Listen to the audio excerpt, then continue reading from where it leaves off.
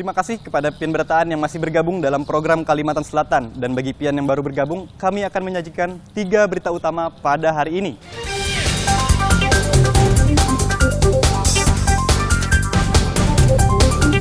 Banjir setinggi 1,5 meter menerjang permukiman di Martapura, Kabupaten Banjar.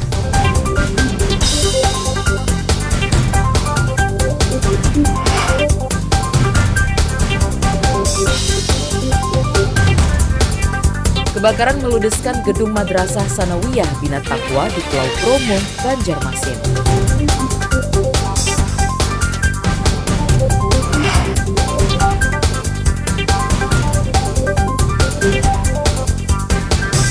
Dua dari 4 pelaku begal di Kota Banjarbaru ditangkap polisi.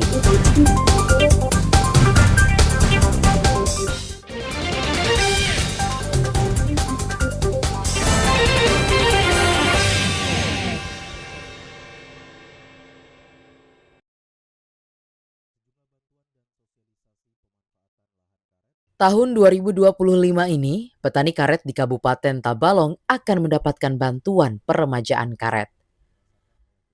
Pemkab Tabalong rencananya menyalurkan sebanyak 50.400 bibit karet kepada para petani. Puluhan ribu bibit karet tersebut akan disalurkan pada triwulan ketiga hingga keempat atau antara bulan Juli hingga Desember 2025.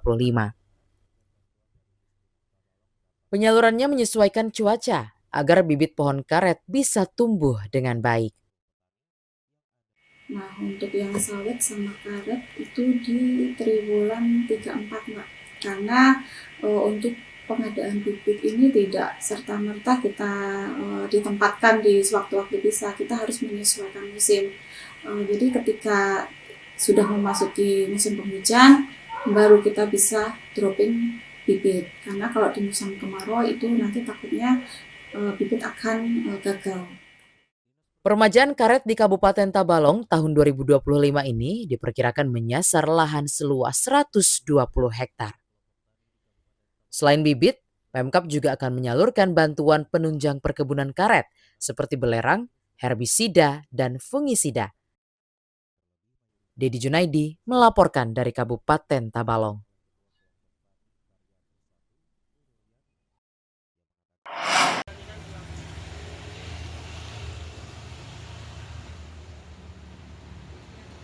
Pusat Pertokoan Sekumpul atau PPS Martapura di Kabupaten Banjar akan dibangun ulang menjadi pusat perbelanjaan modern. Pemkab Banjar merencanakan hal tersebut karena masa hak guna bangunan atau HGB yang dipegang oleh pihak ketiga atas PPS Martapura telah berakhir Desember 2024 lalu. Humas Perumda Pasar Bauntung Batuah mengatakan, pihaknya bersama Pemkab Banjar masih melakukan audit terkait HGB PPS Martapura untuk menghindari hal-hal yang tidak diinginkan. Ia berharap semua berjalan dengan lancar dan PPS Martapura bisa dimanfaatkan kembali. Mengenai pusat perbelanjaan Sekumpul itu sendiri, memang asetnya itu berakhir di perjanjian adendum itu di akhir Desember 2024 tadi kan. Nah, asetnya itu diserahkan ke pemerintah daerah, Pemkab Banjar dulu kan melalui adendum. Nah, untuk tindak lanjutnya ke depan memang kita dari Perumda Pasar Bauntung Batuah Kabupaten Banjar melihat secara terperinci dulu tentang aset-aset tersebut, diaudit dulu. Dan nanti bagaimana pihak pemerintah Kabupaten Banjar nantinya setelah itu nanti diserahkan ke kami untuk baik untuk pengelolaan secara sendiri maupun dikelola oleh Perumda Pasar Bauntung Batuah. Sementara itu, salah satu pedagang menyambut baik rencana pembangunan ulang PPS Martapura menjadi pusat perbelanjaan modern. Pusat Pertokoan Sekumpul Martapura dibangun sejak 20 tahun lalu dan HGB-nya diserahkan kepada PT Sinar Harapan Jaya. Bagus lagi ya lah. Anggi, kalau dibagus sih. Yang penting usaha kita bisa jalan, pasarnya lebih bagus. Kan sayang tuh yang di belakang tuh banyak yang rusak. Berarti permintaan pian diperbaiki bang lah. Kalau bisa dibagusi lah. Dibagusi yang hancur-hancurnya kan sayang tuh. Enggi. Siap. Kalau di depannya dia terawat, karena masih ada orangnya kalau yang di pinggir jalan. Kalau yang di dalamnya banyak hancur, sayang sebetulnya. Dalam beberapa tahun terakhir, pusat pertokoan ini sepi pengunjung, sehingga banyak toko yang terbengkalai dan tidak terurus. Mada Almadani dan Dedi Junaidi melaporkan dari Kabupaten Banjar.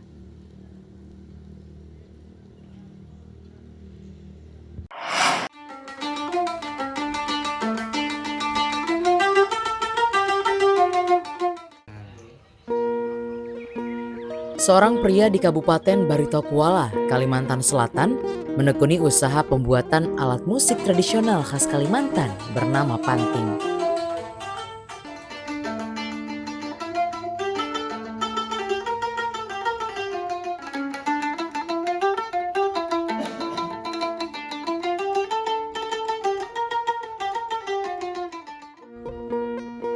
Berbekal ilmu otodidak, Fahrul Anwar memproduksi ribuan alat musik panting secara konsisten sejak 2015 silam. Selain panting, Anwar juga memproduksi beberapa alat musik tradisional lain, diantaranya sape yang merupakan alat musik khas suku Dayak.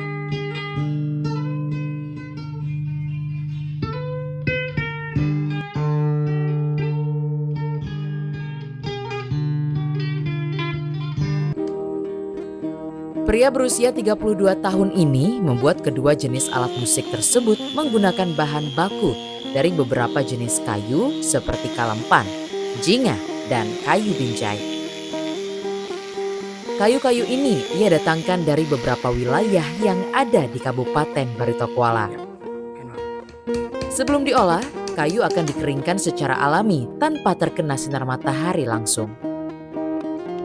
Setelah kering, kayu dibentuk dan diukir, kemudian dihaluskan, diberi cat warna, serta pasangi senar.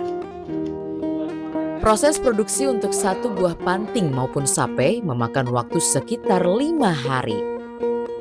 Anwar mengatakan, ia menekuni pembuatan alat musik tradisional untuk melestarikan warisan budaya. Otodidak, jadi kan karena sering memainkan alat ini, jadi kita mempelajari organologinya tentang ini seperti pemutar atau necknya ini. Jadi melakukan riset sedikit-sedikit. Ya. Kalau mulai aktifnya sendiri tuh tahun berapa sih bang? Aktif produksi itu sekitaran di akhiran tahun 2015-an setelah lulus kuliah. Dalam sebulan mampu bikin berapa banyak nih? Biasanya 15 sampai 20-an biasanya.